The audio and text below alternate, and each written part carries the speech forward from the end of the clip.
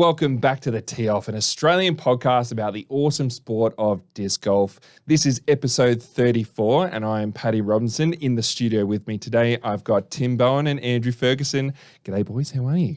Gentlemen, how are you? Yeah, good. Thanks, boys. How are we all travelling? Good. Getting out there for a throw or no? Yes, actually. I had a throw on the weekend.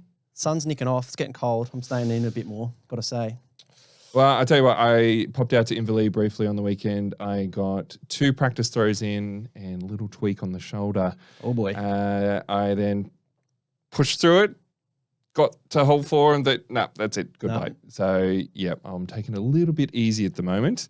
But, yeah, it has been good. I've still been doing some disc golf stuff, though. Had a disc golf clinic today with a local school, Cardinia College. Had 20-odd kids down at Barn Valley throwing some discs. So, yeah, that was a bit of fun. I reckon you've done a few there too, Fergs. I've done a few, and actually, while we're speaking about that, down at Barwon Valley, it is a bit of a known spot for snakes, and I had a 3rd or 4th encounter with one there.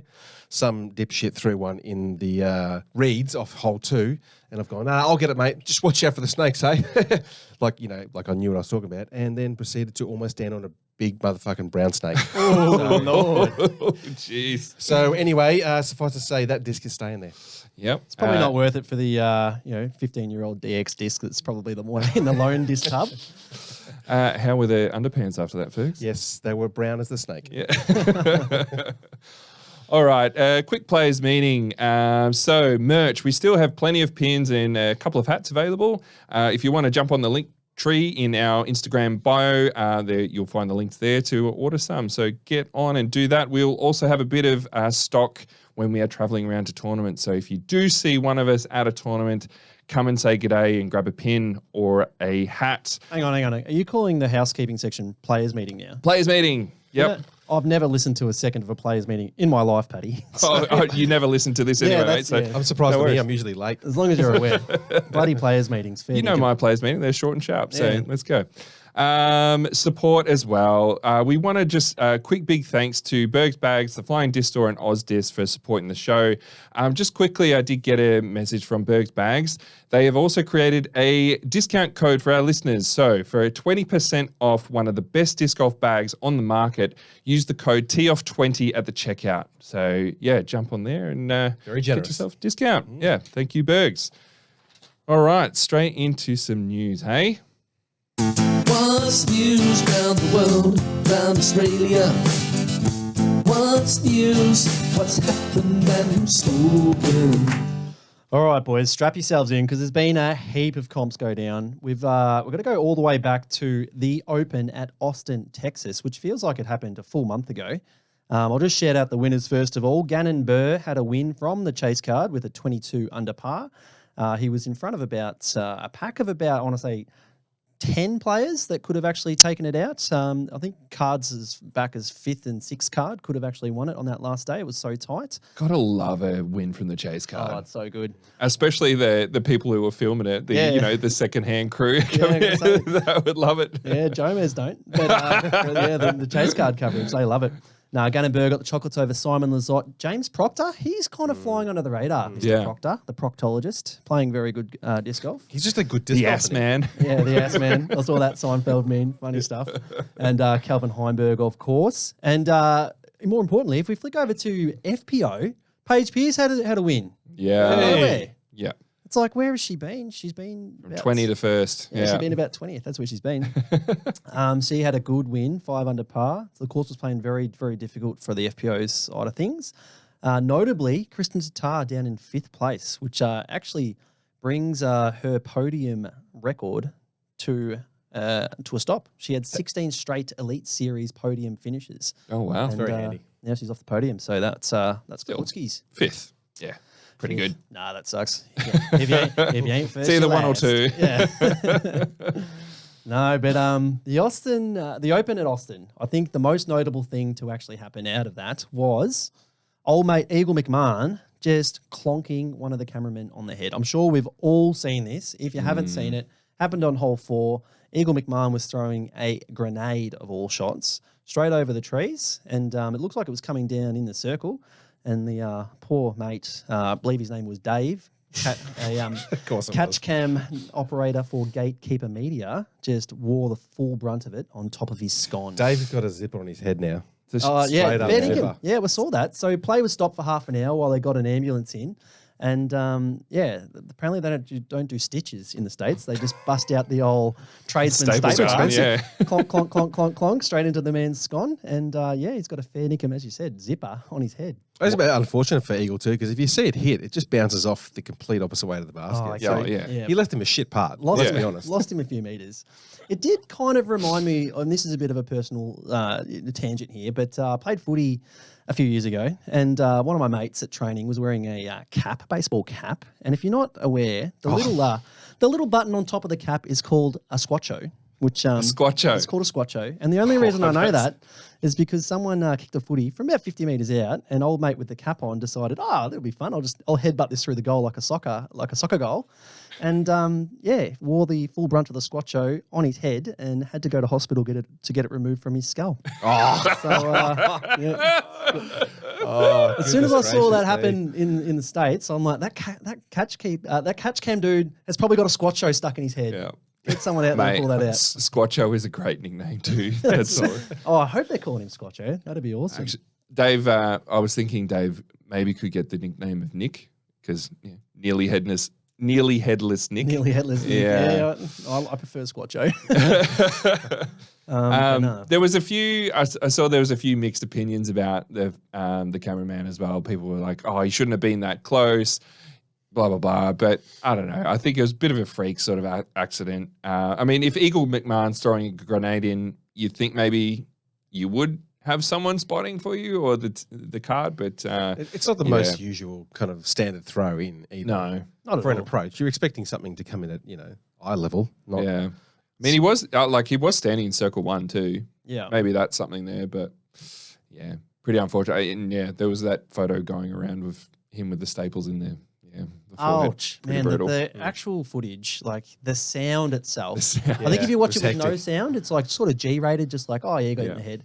As soon as you put the sound on, MA 15+, because you're like, that guy's brain's gone, obliterated. I tell you, the internet has ruined me because as soon as I saw that, I'm like, I've seen so many like people getting hit by something, and it leads into like the Gwen Stefani song of like, this match.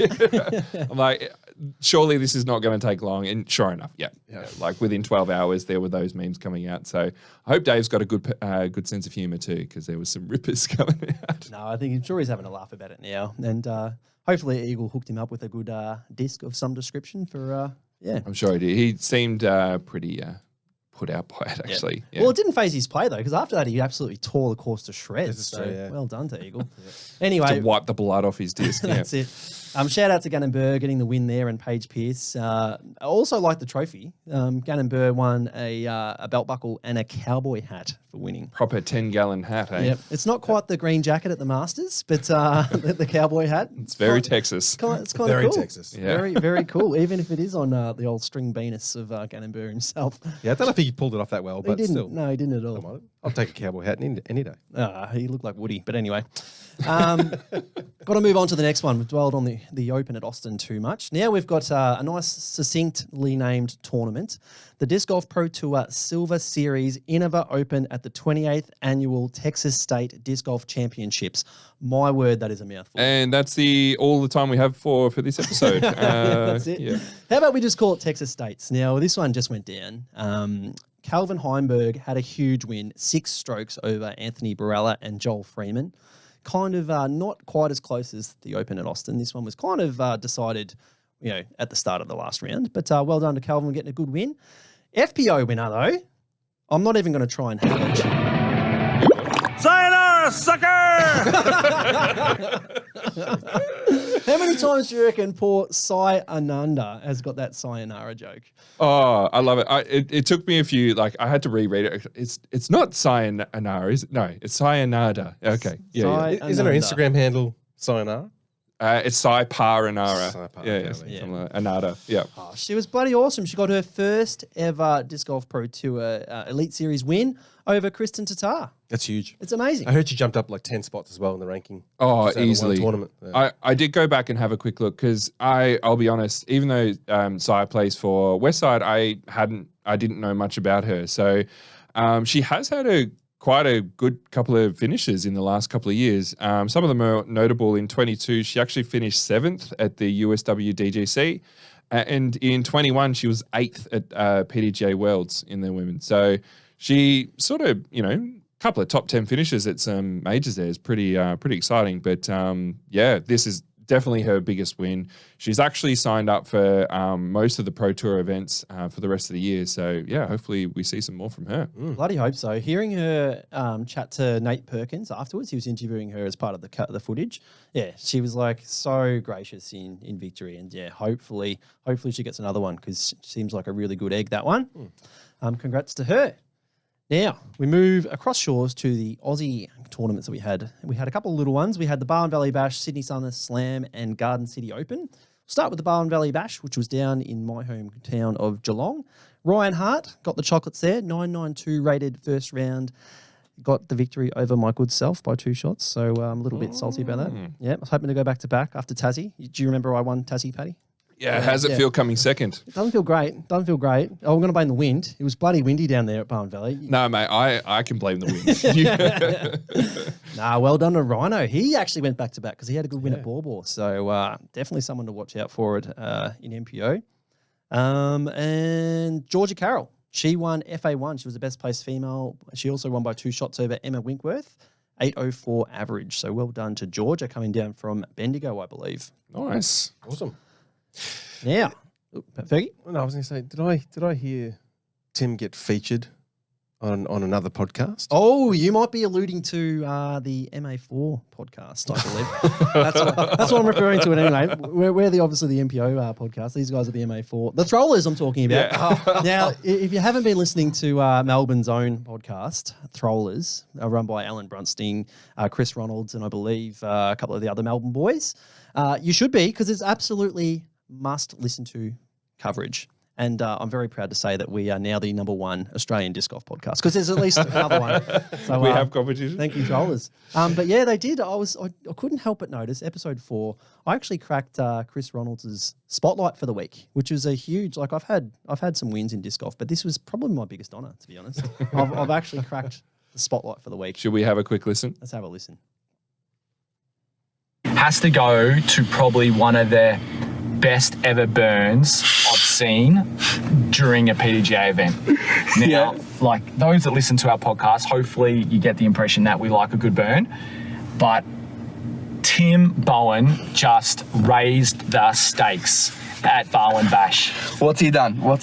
Tim likes a bit of banter, so he'll be up about. Yeah, so I want to say it's hole 14. You play the nipple hole, then you play the really long hole over towards the toilet block, and then there's a couple of sidearm holes. I think it's hole 14 we're on. Yeah.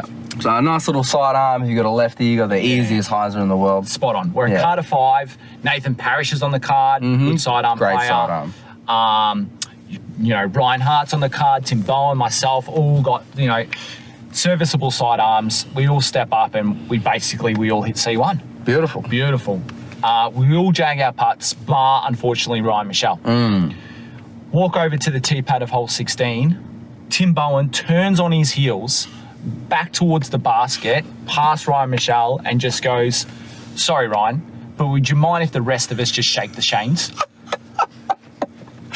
Greatest burn I've ever seen. Now, it's fair. You fucking prick. Oh my God. Is that too far? That's harsh, mate. That's harsh. What? Oh, We're Carter 5. jeez. Carter 5. We've got 4 birdies. What am I meant to do? got to acknowledge that. I would have said, yeah, sure, no worries. Shake this too.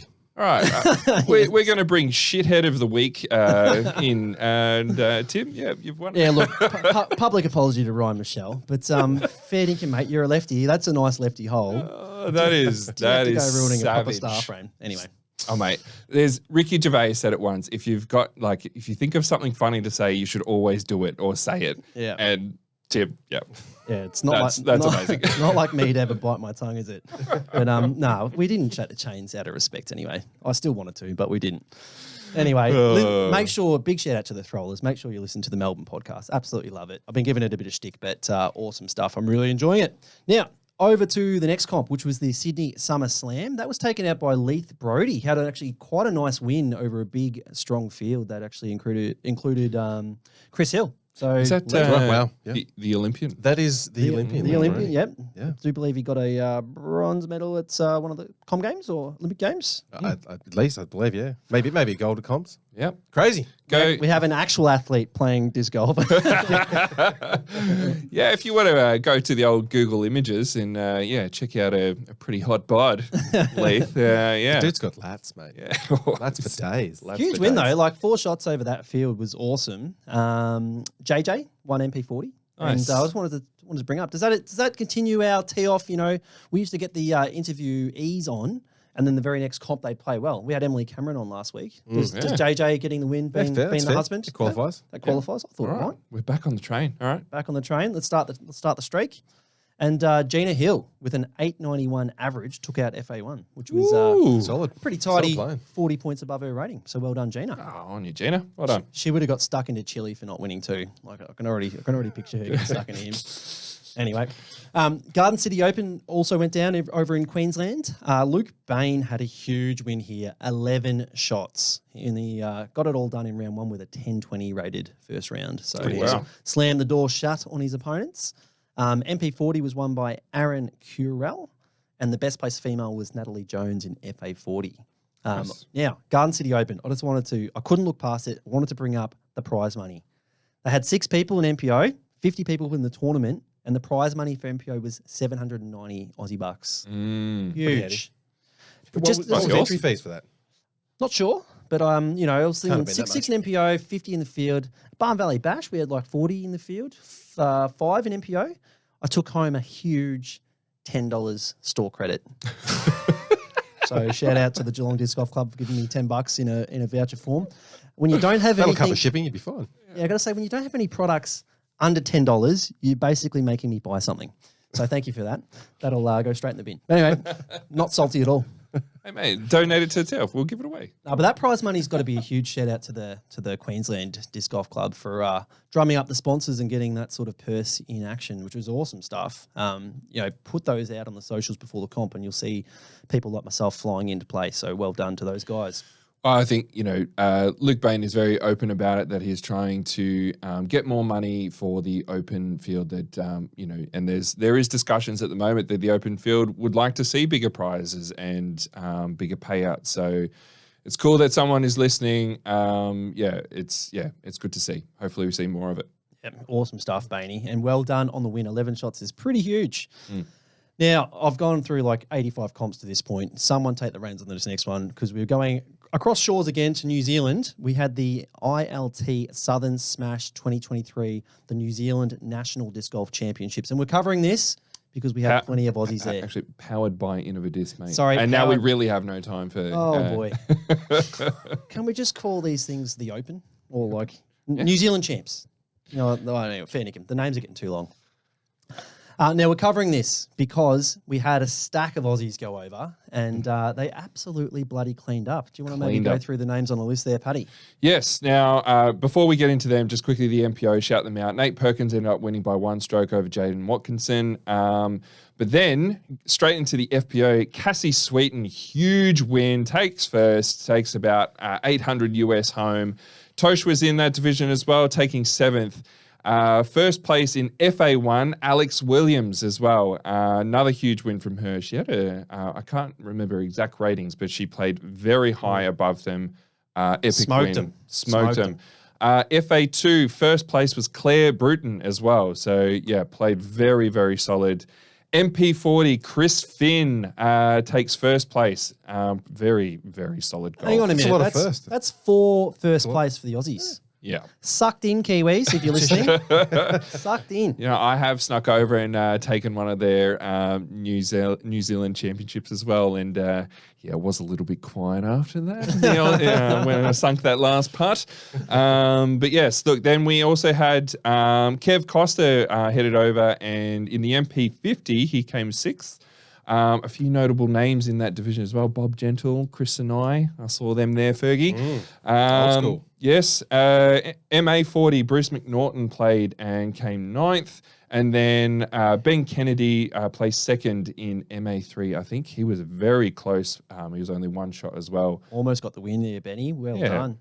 Oh, that's awesome stuff, and well done to all the Aussies that went over and represented the country for us over at the New Zealand Champs, and more importantly, took home the chocolates. Absolutely. Massive big event. kudos. Was it 249 players or something like that? Oh, yeah. Huge event. And big prize money up for grabs too. I think Nate Perkins ended up taking home like $2.5 US. Yeah, nice. Yeah, so huge. The trophies were amazing too. I don't know if you saw the trophies. But, I'm just thinking back to that shitty trophy that was handed out at the US Worlds. Oh, yeah. I'm like, Jesus, they must be looking at trophies like this and just hopefully taking note, because they're very, very cool trophy.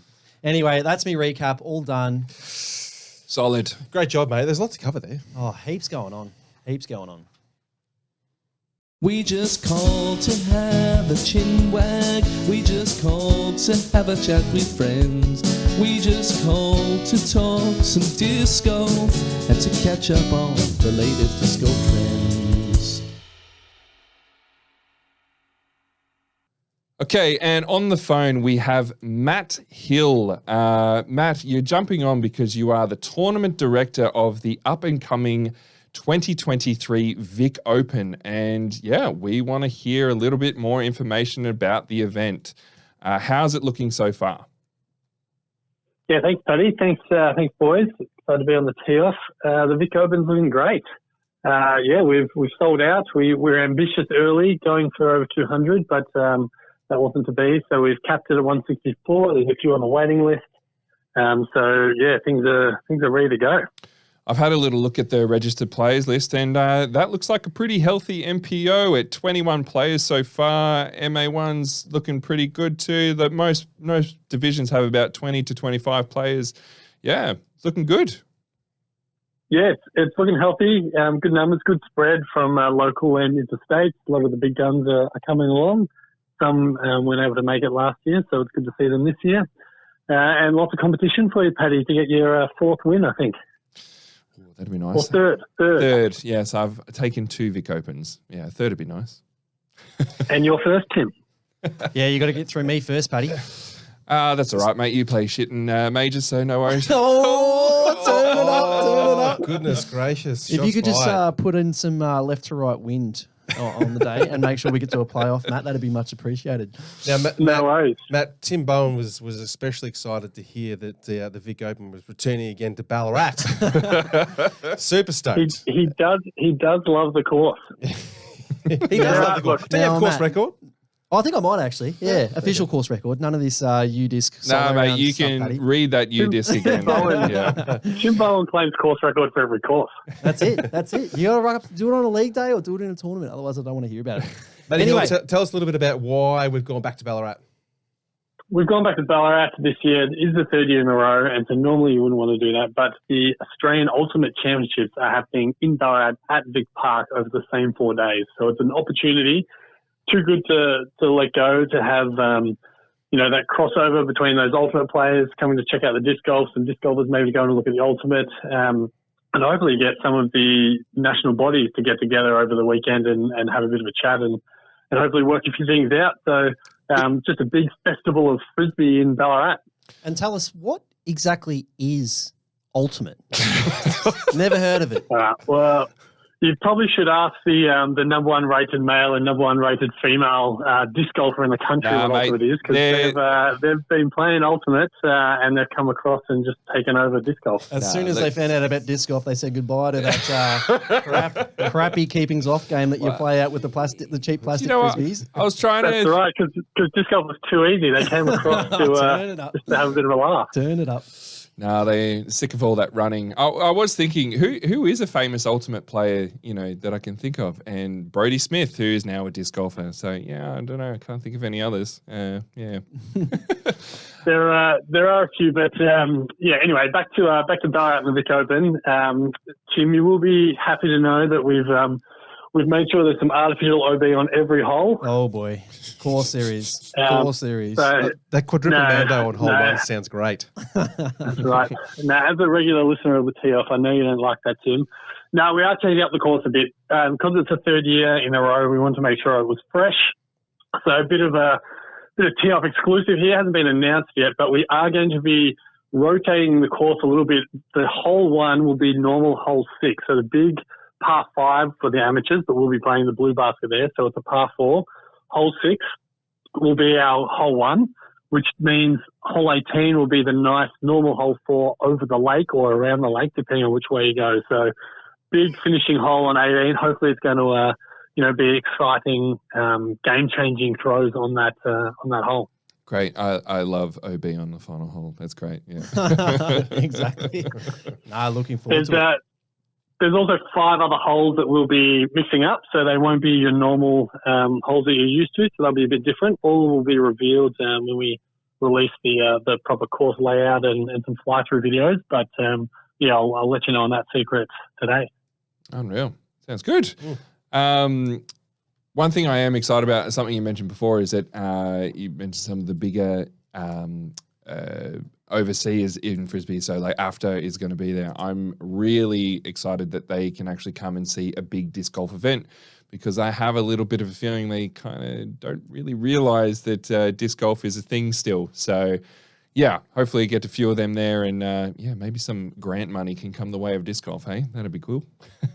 That would be very nice. We are going to have the distance competition. We're going to have an ultimate Frisbee division. So we're going to hopefully get a few of the big ultimate throwers to come over and be humbled by the distances that we can get with the disc golf disc. So there you go, Tim. that should be a good chance to for each sport to kind of give the other disc a go and see how they go. I look forward to beating their 40-meter nose-up throws. Can't wait. I was going to say, can I enter that division with just a putter? That'd be fun. I'm sure we could beat them. Well, if they get to throw a putter, that could be maybe another division. Want to just another bit of exclusive here for the Tee Off. I know you love those. Thanks to our generous sponsors, and shout out to Latitude 64 and the Flying Disc Store as our major sponsors, but then also some local organisations, so accommodation at the Federation University, as well as the Red Line Hotel, who have just recently signed on as a gold sponsor. We have been able to now make this a PDGA B tier event. So there's the exclusive for you. It will be a PDGA B tier. I know that makes the pros happy, but yeah. Yeah, unreal. That's great, awesome man. stuff. So does that mean more cash in the bank, potentially? It means more guaranteed cash. A C tier, a PDGA C tier doesn't have a requirement specifically for international events, but a B tier does. So there is a minimum guaranteed number of cash. Perfect. Exciting. I am all up for more cash in the events. That's unreal. Make sure you bring that cash line down as low as you possibly can too, Matty, because, as Paddy said, I don't do too well in the big ones. So just have it down at around 10th, 11th place. That'd be peachy, real peachy. No, you'll do fine, Tim. The only last question I had for you, Matty, was filming. We've seen that Justice has come out and Gatekeeper is going. They've done a major. Will we be seeing Justice at the Vic Open? So there will be some announcements soon about some filming, but there'll definitely be a few cameras around for the Vic Open. But sorry, you don't get that exclusive.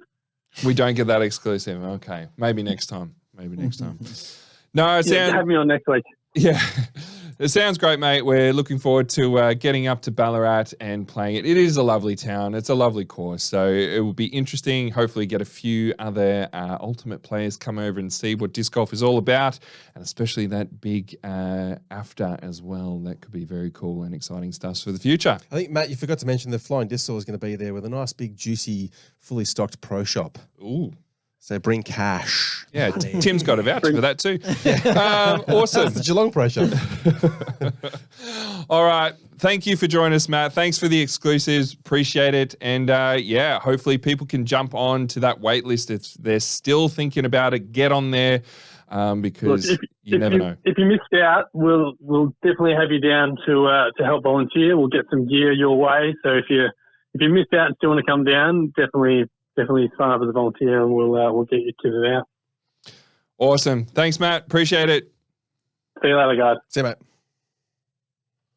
All right. PDJ beat here. Guaranteed cash now. Guaranteed. That's awesome stuff. And I went a whole 20 minutes without asking Matt about going up to MPO too. So I'm very proud of myself. No, he's TD. He's a non-playing TD. Yeah, well done, Matty. Well done. Yeah, that's how he's getting out of it. All right, next up, we got our Tim. I think it's taken over as your new favourite segment, mate. But next up, Gordo Ramsay reviews. No, it won't take the weight. What's he doing? Your donut. No, stop it. What? Are you dismantling a lamp? No, come on, ready? You muppet. Really? Love that intro. Love that intro. We've now what. Someone hasn't sent this in, but we actually got tagged on Instagram that they wanted it reviewed. Lee Thompson has posted a photo of his practice putting project that he's got there. And we got tagged in the comments and want a Gordon Ramsay review. So, Tim, what do you think of that thing there, mate? Oh, boy. Like, oh, Lord. I'm looking at something that is exclusively PVC. Now, I don't know what PVC stands for, but I can't imagine it stands for anything that makes it luxurious. What is it? What am I looking at here? What is this thing? It's a putter stand, is it not? A putter stand. So for those who are practicing their putting in the backyard and they don't want to just put their discs on the ground, they want to have something at hip height that they can kind of grab like from a holster and keep putting. Yeah, so like a stool, like just your garden variety stool or a chair or Lee. I hope you know that this Gordon Ramsay segment is not motivation to go out there and make the crappiest looking thing that I've ever seen. This thing is just purely PVC. It's PVC pipes from top to bottom. I don't mind the ingenuity. It just happens to look like something that you would, get assistants to go to the toilet with in a nursing home. Yeah, it's a safety rail. Now, come on, Lee. Come on, mate. You go for the Bombers. I've got some respect for you on that front, but I can't look past this PVC creation that you've done here. And fair income. All it stops you from doing is picking up your disc off the ground. I'd rather pick up my disc off the ground than have it on this PVC creation. Like, what would that weigh? Do you reckon that would weigh as much as one frisbee? Probably. I reckon sometimes they weight them. grams. They pour a bit of concrete into them. Fair. I doubt he's done that. This thing wouldn't withstand any wind whatsoever, and I reckon he's tapped it out with about 7 putters on the top there. If we put one more on there, she's a Jenga tower, mate. Straight over. that thing is falling straight over. Lee, I know you're proud of your creation here, but you're getting a big fat 1 out of 10 from me.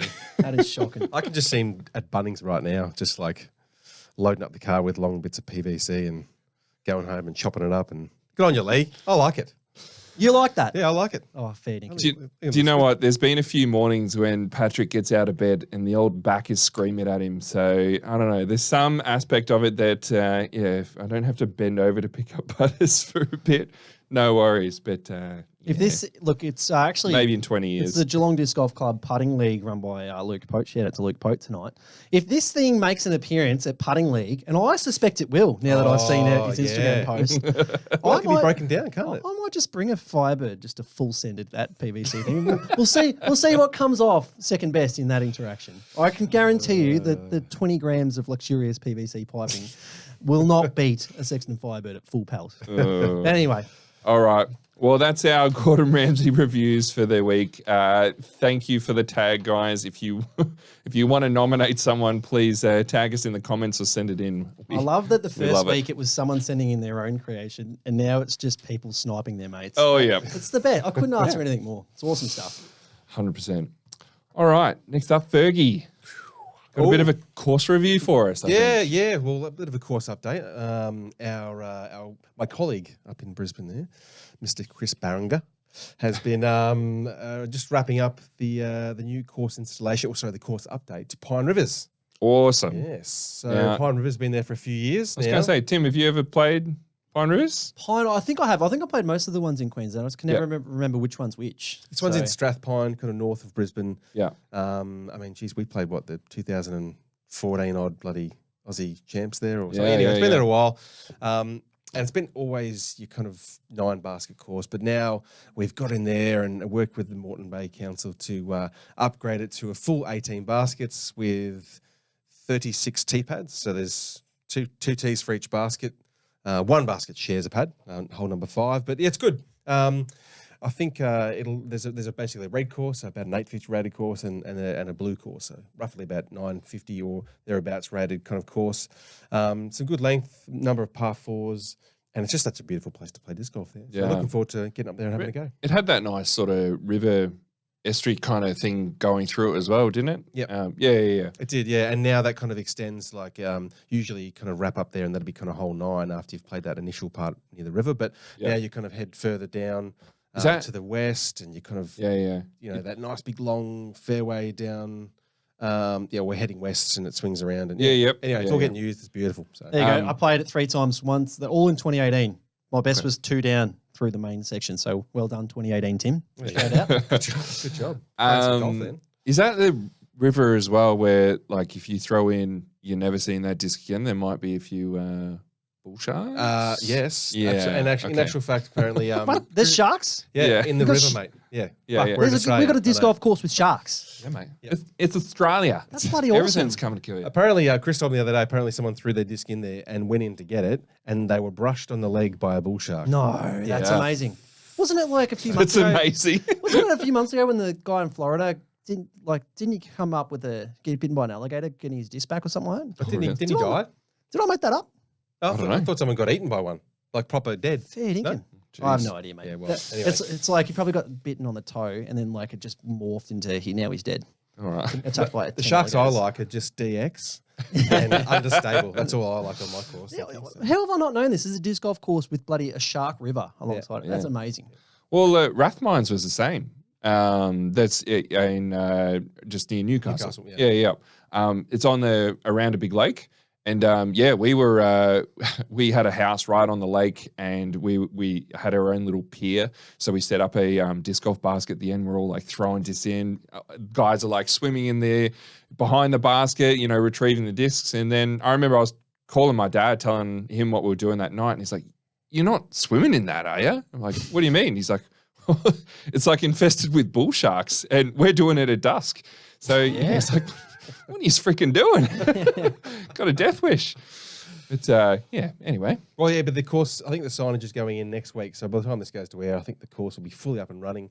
And the reports are so far so good that everyone's enjoying it. Yeah. sweet. Well, apart from the bull sharks, maybe we didn't sell it all that well, but no, it's a beautiful place to go and play. Hopefully, with the size of the course, that'll mean maybe a few more bigger tournaments there. Yeah, 100%. Yeah, I think the blue layout will definitely be something that's it's not quite your championship level course, but it's definitely going to be something that'll be a nice little A tier or a major. Is that where they're playing Queensland champs or no? I believe there might be a bit of a petition to make that happen. Okay, cool. Yeah, it wasn't locked in because obviously the course was still in development or installation, but so hopefully it'll be there this year. Watch this space. Sounds good. Thanks, Fergie. You're welcome. Okay, next up segment, bringing back the old disc golf tips. Got some feedback from last time we did it that some of the boys and listeners really enjoyed it. So I've got a couple of tips here. First one is about speed on your disc. So the speed of a disc is major, but not the only factor in determining how far a disc goes and how quickly it gets there. Unlike spin, it is possible to put too much speed on a disc. So the stability of a disc changes as it gets faster, and the stable range of the disc is determined both by the shape of the disc and its spin rate. Most discs used for throwing to other people are stable. That is, they fly flat at a range of speeds. Golf discs, on the other hand, are usually not very stable. They tend to fly flat only for brief periods during their flight. The rest of the time, they are banked either one way or the other. So generally, stable disc thrown with too much speed in relation to the spin will act understably. That is, it will turn over. For this reason, hucking the disc requires plenty of spin and speed. Not enough speed results in the throw landing short, while not enough spin results in the throw diving into the ground.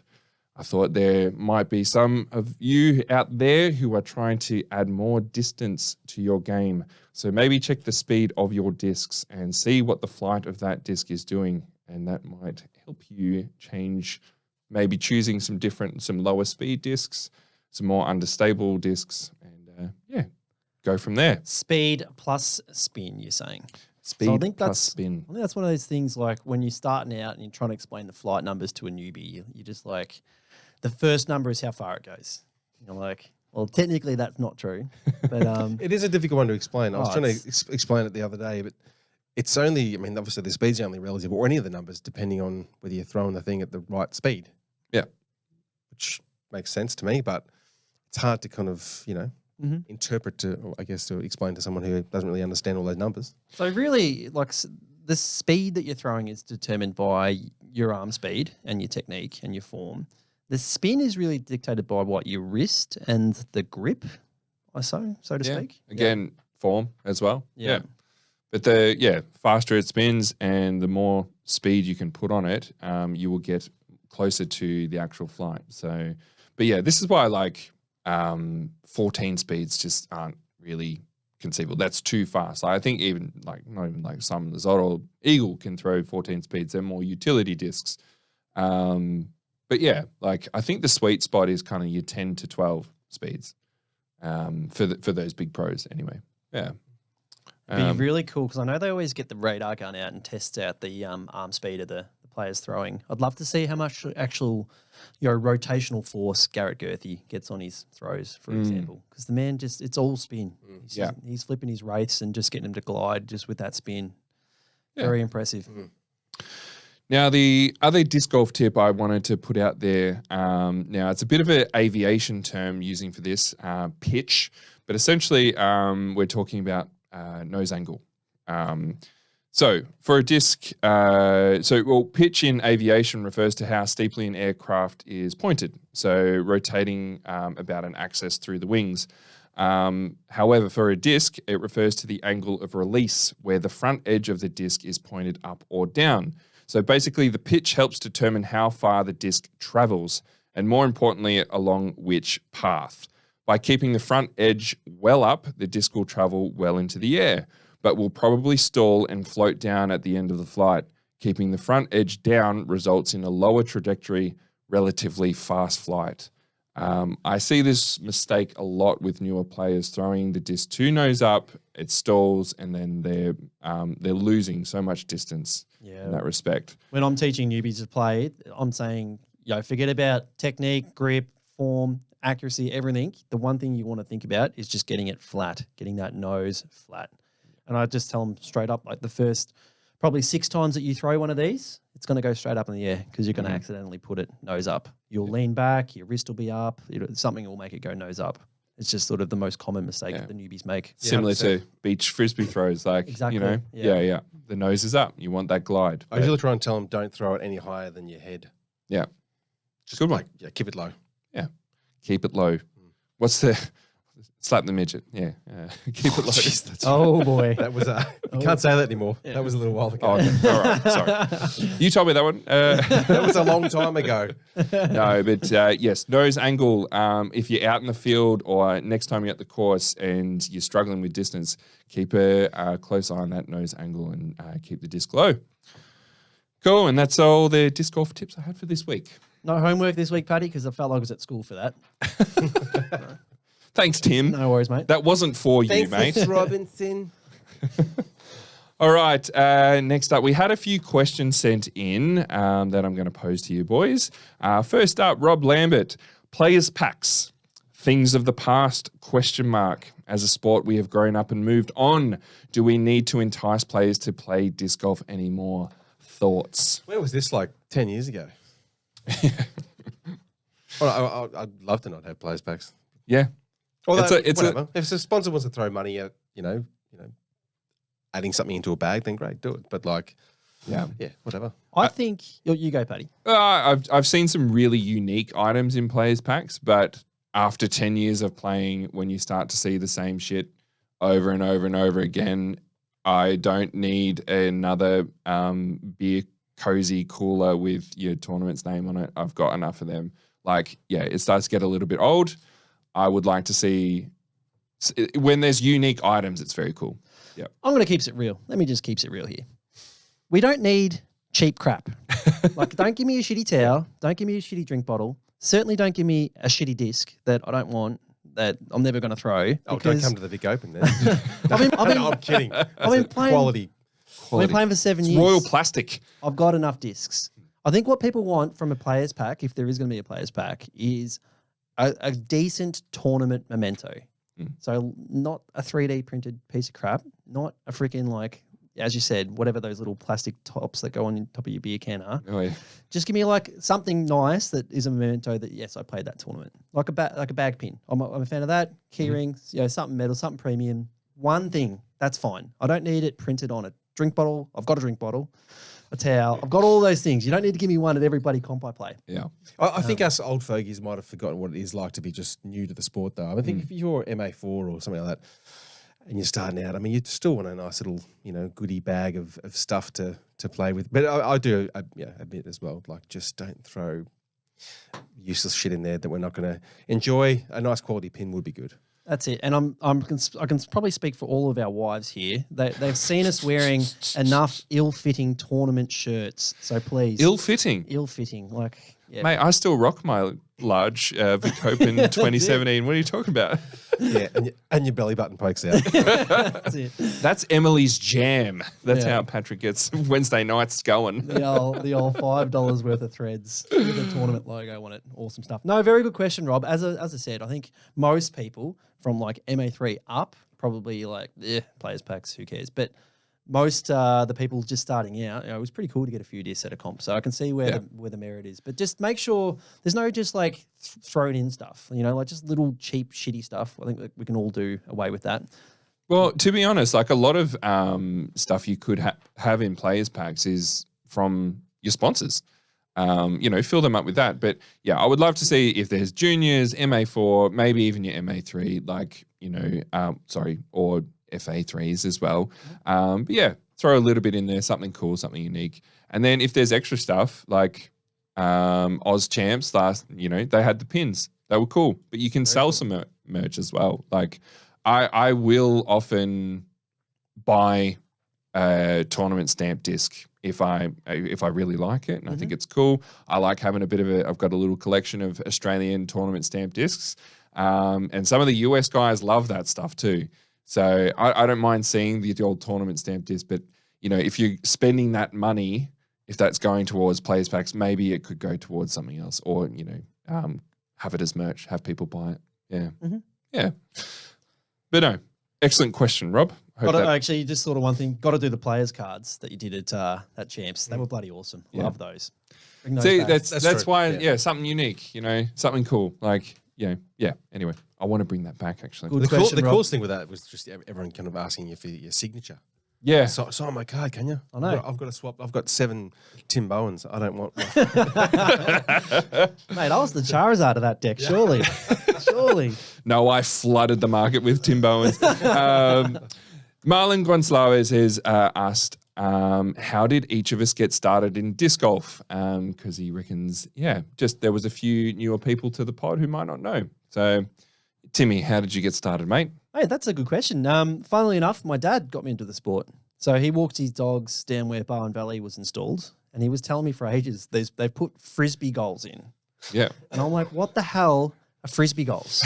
And in my head, it was like, I don't like. It sounds so dumb now, but in my head, it was like a billboard with a hole in it and like a windsock, and you had to throw it in. And my dad hasn't explained it very well. But I'm working on the design right now. Eventually, he a rad exclusive. He found a disc on the ground, and look, we absolutely called the number on the disc. Oh shit! We called it. You did. We left it on our letterbox for days, and I think whose was it? I think it was Scott. Scotty. Said, I'll come grab it. Never grabbed it, and then we went down, and I had so much fun full peg in that thing with no skill whatsoever, like probably back wrenching at the time. I thought I was unreal because I'm like, this thing's going like 50 meters. But yeah, that's how I got into it. They basically installed the course where my dad walks his dogs. And then I had a dog and I started walking my dog there. Nice. How about you, Fergie? My journey started back in 2006. Yeah, 2006, went over to New Zealand. Hang on, is it? No.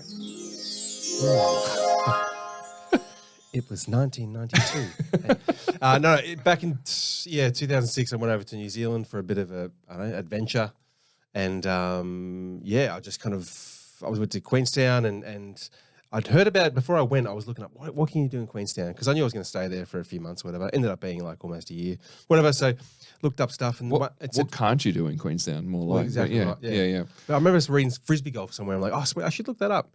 Anyway, eventually I found it in this park. 20 Ferg burgers later. Absolutely, yeah. Don't fit that T-shirt. And anyway, yeah, so went and bought, saw the baskets, went, I'll go down the street and buy something. So I went to some shop and bought some piece of shit. They actually said golf disc. I've still got it. It says golf disc, but it is 100% like an ultimate disc. And anyway, I went out there and played around, was like, this is shit hot. Then went back the next day, bought a DX Rhino.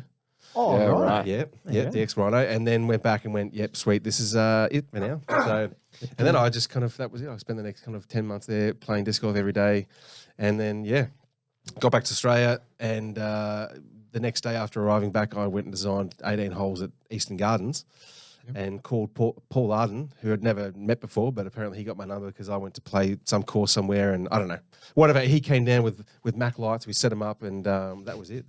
Crazy. That's awesome. Actually, I'd love to hear how Paul Arden got into sport, actually. That'd be cool. Whittlesea. Yeah. Okay. Yeah, him and Ian Bycroft somehow got word of that was a course there, went out a throw. Yeah, right. That's cool. I got into the sport, a very good friend of mine. We were friends in high school. We were friends, met in high school. He started playing, and he tried for ages to try and get some of us boys. He's like, he wouldn't shut up about disc golf.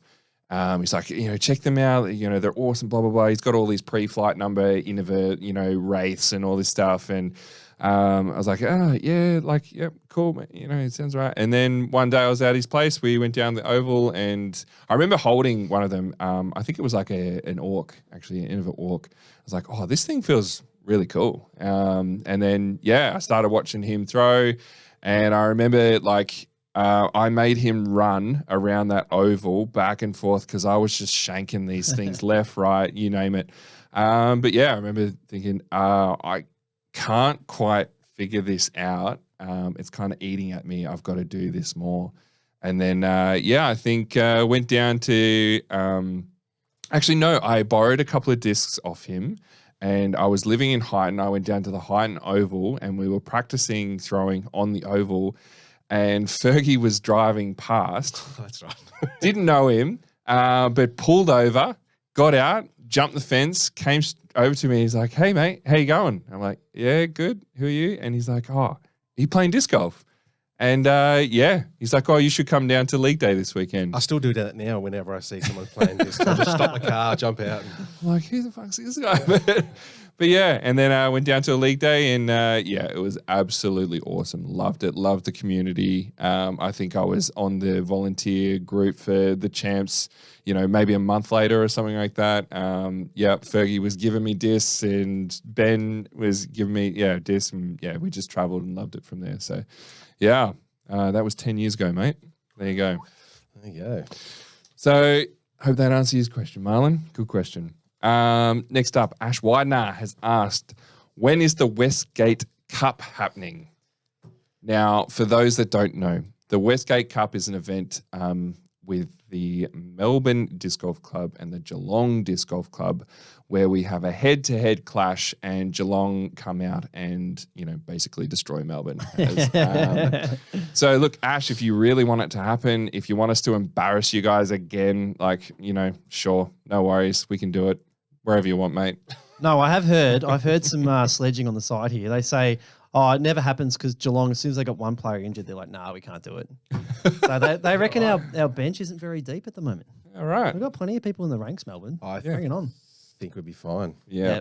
No worries. Tell Well, you what, when you guys finish renovating the Westgate Bridge, then we'll make it happen. How about that? Yeah. See you in 5 years. So the good thing is, we have holes longer than 60 meters, so Actually, we've got a big advantage. It's funny you mentioned that, Ash. Now, you may have seen my friend and I, Ryan Budge, we actually went up to the Westgate and then we went under the Westgate because we played Stony Creek on the weekend. And I had to go and check out hole 2. Look, I didn't do that well. It's a full 74 meters and it's every bit of 74. Left a little short, ran the putt, missed it, got the comeback. I had a par. But my friend Ryan Budge made a mockery of hole 2. And this was the, runner-up in the Dream 18? Yep. The whole shit, Ash. there's no obstacles. Budgie just whips out the second shot, flex Firebird, straight in the chains. All right. He aced hole 2. He aced hole 2. And then we continue the round. He aced hole 6. Wow. Same round? Same round. Goodness. So fair dinkum. When you install a real disc golf course, let us know because the mini disc golf course you've got at Stony Creek, too fucking easy. I did design that. Yeah. Sorry, folks. It's a bit limited. It's a bit of a sharp park for it. But anyway. No. I shot 6 over, but anyway. All right. Kyle Herbertson has also asked the least favorite disc, or what is your least favorite disc in each other's bags? So what disc do we just hate to see each other pull out? Tim Bowen, any sort of Firebird. Yeah. Only because I know it's going to come out in some sort of janky ass Anheuser Angler. Well, mine was flexi shit. Yeah, Tim, you're probably going to feel the brunt of this, but yeah, that what is it? The Taipan, mate. Oh, Every time that thing comes out, I know this is on 45 minimum, 45 angle minimum. You were bagging 14-speed disc, but I swear, there's something about that disc, it just won't skip. It's always hitting the ground at 60 degrees, jumps back. So good. So, yep, that's mine for you, Tim. Fergie, I actually love every disc that you pull out of your bag because it's all trilogy now, mate. Yeah, there you go. So there you go. Have you got anything that's got not -4 turn? Yes, but it's got a 6 glide. So, yeah. Now, Paddy, for you, you've got a couple of 2 heads stamp discs from freaking the Stone Ages. Yep. What do you use for your backhand roller? A Havoc. A Havoc. Yeah. That one. That It's one? Yuck, mate. That looks like a piece of toilet paper that you'd see in the Barwon Valley public toilets left on the ground. That one. Pretty sure it's got a number on it as well. It's seen better. Yeah, it's seen better use that one. Yeah, that's it. But you've also got a harp that might be a piece of toilet paper. It's just not flat anymore. Mate, that thing is, that is an absolute turd to look at. But Yeah. a beauty in the air. That's I'm sure there's a name for a disc like that, but yep. Granite Mountain destroyed that thing. Yeah, I got to say, is there a governing body where I can call into question the legality of Paddy's discs? Because that one doesn't have enough plastic left to be legal. Surely not. Yeah. Good There we question, go. mate. Good question, I did like that Kyle. one. Yeah. That is a fun one. Okay, that brings us to an end of another episode. Thanks for listening, guys. Make sure you get out and follow us on Facebook and Instagram. Check out that bio on Instagram as well for our link tree to all our merch, our support of the tee-off as well, and our YouTube. All the links are there, all good stuff. Please send in any questions and topics that you would like us to discuss as well. Tim, Fergie, thanks, guys. Appreciate you being here again. And until next time, we hope you get out and play some disc golf with your mates.